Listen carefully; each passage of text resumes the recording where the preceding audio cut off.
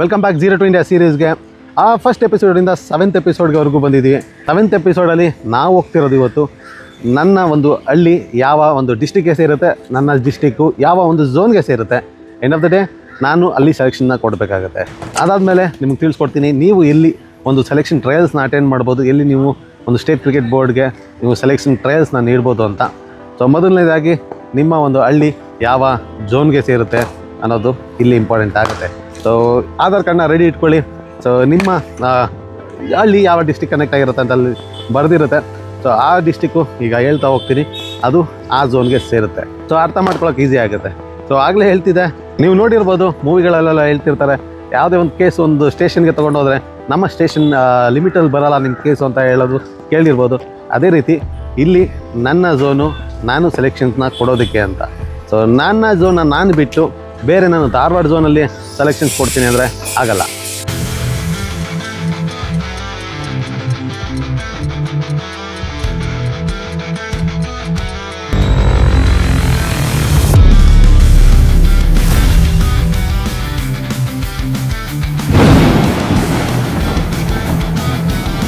ಮೊದಲನೇದಾಗಿ ಝೋನ್ಸ್ಗಳು ಬ್ಯಾಂಗ್ಳೂರು ಝೋನಲ್ಲಿ ಬರುವಂಥದ್ದು ಬ್ಯಾಂಗ್ಳೂರು ರೂರಲ್, ಹಾಗೆ ಬ್ಯಾಂಗ್ಳೂರು ಅರ್ಬನ್, ರಾಮನಗರ, ಕೋಲಾರ, ಚಿಕ್ಕಬಳ್ಳಾಪುರ ಇದೊಂದು ಬ್ಯಾಂಗ್ಳೂರು ಝೋನ್ ಆಗುತ್ತೆ.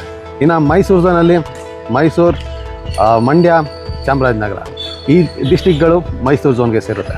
ತುಮಕೂರು ಝೋನಲ್ಲಿ ತುಮಕೂರು, ಚಿತ್ರದುರ್ಗ, ದಾವಣಗೆರೆ, ಬಳ್ಳಾರಿ, ವಿಜಯನಗರ ಇತ್ತೀಚೆಗೆ ಡಿಸ್ಟಿಕ್ ಆಗಿರೋಂಥದ್ದು, ಇದು ಕೂಡ ನಿಮ್ಮ ತುಮಕೂರು ಝೋನ್ಗೆ ಬರುತ್ತೆ. ಶಿವಮೊಗ್ಗ ಝೋನ್ಗೆ ಶಿವಮೊಗ್ಗ, ಚಿಕ್ಕಮಂಗ್ಳೂರು, ಹಾಸನ್. ಮ್ಯಾಂಗ್ಳೂರು ಝೋನ್ಗೆ ದಕ್ಷಿಣ ಕನ್ನಡ, ಉಡುಪಿ, ಕೊಡಗು ಮ್ಯಾಂಗ್ಳೂರು ಝೋನ್ಗೆ ಬರುತ್ತೆ. ರಾಯಚೂರು ಝೋನ್ಗೆ ರಾಯಚೂರು, ಬಾಗಲಕೋಟೆ, ಕಲಬುರಗಿ, ಬೀದರ್, ವಿಜಯಪುರ ಅಥವಾ ಬಿಜಾಪುರ, ಕೊಪ್ಪಳ, ಯಾದಗಿರಿ. ಧಾರವಾಡ ಝೋನ್ ಧಾರವಾಡ, ಗದಗ್, ಹಾವೇರಿ, ಉತ್ತರ ಕನ್ನಡ, ಬೆಳಗಾವಿ. ಸೊ ನಿಮ್ಮ ಹಳ್ಳಿ ಯಾವ ಡಿಸ್ಟಿಕ್ ಸೇರುತ್ತೆ, ನಿಮ್ಮ ಡಿಸ್ಟಿಕ್ಕು ಯಾವ ಝೋನ್ಗೆ ಸೇರುತ್ತೆ ಅದನ್ನು ತಿಳ್ಕೊಂಡಿದ್ದೀರಾ. ಸೊ ಇವಾಗ ಸೆಲೆಕ್ಷನ್ಸ್ ಅಂತ ಬಂದಾಗ ನಾನು ಎಲ್ಲಿ ಒಂದು ಸೆಲೆಕ್ಷನ್ ಕೊಡಬೇಕು, ನನ್ನ ಝೋನಲ್ಲಿ ಎಲ್ಲಿ ನಡೆಯುತ್ತೆ ಒಂದು ಸೆಲೆಕ್ಷನ್ಸ್ ಅನ್ನೋದು, ಸೊ ಅದ್ರ ಬಗ್ಗೆ ತಿಳಿಸ್ಕೊಡ್ತೀನಿ. ಬ್ಯಾಂಗ್ಳೂರು ಝೋನ್ ಅವ್ರಿಗಾದರೆ ಬ್ಯಾಂಗ್ಳೂರಲ್ಲೇ ಆಗುತ್ತೆ, ಮೈಸೂರು ಝೋನ್ ಅವ್ರಿಗೆ ಮೈಸೂರಲ್ಲೇ ಆಗುತ್ತೆ, ಹಾಗೆ ಧಾರವಾಡ ಝೋನ್ ಅವ್ರಿಗೆ ಹುಬ್ಳಿಲಾಗುತ್ತೆ. Dharwad zone office KC office ಇರೋವಂಥದ್ದು, ಸ್ಟೇಡಿಯಂ ಇರೋವಂಥದ್ದು ಹುಬ್ಳಿಲಿ. ಸೊ ಹುಬ್ಳಿಲಿ ಸೆಲೆಕ್ಷನ್ಸ್ ಆಗುತ್ತೆ. ರಾಯಚೂರು ಝೋನ್ ಅವ್ರಿಗೆ ರಾಯಚೂರಲ್ಲಾಗುತ್ತೆ. ತುಮಕೂರು ಝೋನ್ ಅವ್ರಿಗೆ ದಾವಣಗೆರೆಯಲ್ಲಿ ಆಫೀಸ್ ಇದೆ. ಸೊ ದಾವಣಗೆರೆ, ಬಳ್ಳಾರಿ ಅಥವಾ ತುಮಕೂರಲ್ಲಿ ಸೆಲೆಕ್ಷನ್ ಆಗೋ ಚಾನ್ಸಸ್ ಇರುತ್ತೆ. ಸೊ ಆ ಇಯರಲ್ಲಿ ಅಲ್ಲೇ ಅನೌನ್ಸ್ ಮಾಡ್ತಾರೆ ಎಲ್ಲಿ ಸೆಲೆಕ್ಷನ್ಸ್ ಇರ್ತಾರೆ ಅಂತ, ಸ್ವಲ್ಪ ಬೇರೆ ಇದ್ದೇ ಇರುತ್ತೆ ಅಲ್ಲಿ. ಮ್ಯಾಂಗ್ಳೂರು ಝೋನಲ್ಲಿ ಮ್ಯಾಂಗ್ಳೂರಲ್ಲಾಗುತ್ತೆ, ಶಿವಮೊಗ್ಗ ಝೋನಲ್ಲಿ ಶಿವಮೊಗ್ಗದಲ್ಲೇ ಸೆಲೆಕ್ಷನ್ಸ್ ಆಗುತ್ತೆ. ಸೊ ಇದು ಒಂದು ಸಿಸ್ಟಮ್ ಇರುವಂಥದ್ದು. ಒಂದು ಕ್ರಿಕೆಟರು ಒಂದು ಸೆಲೆಕ್ಟ್ ಆಗಬೇಕು ಅಂದರೆ ಅವರ ಝೋನ್ ಪ್ರೈಮರಿ ಝೋನ್ ಅಂತೀವಿ. ಸೊ ನಿಮ್ಮ ಪ್ರೈಮರಿ ಝೋನು ಇವಾಗ ಯಾವುದು ಅಂತ ತಿಳ್ಕೊಂಡಿದ್ದೀರಾ.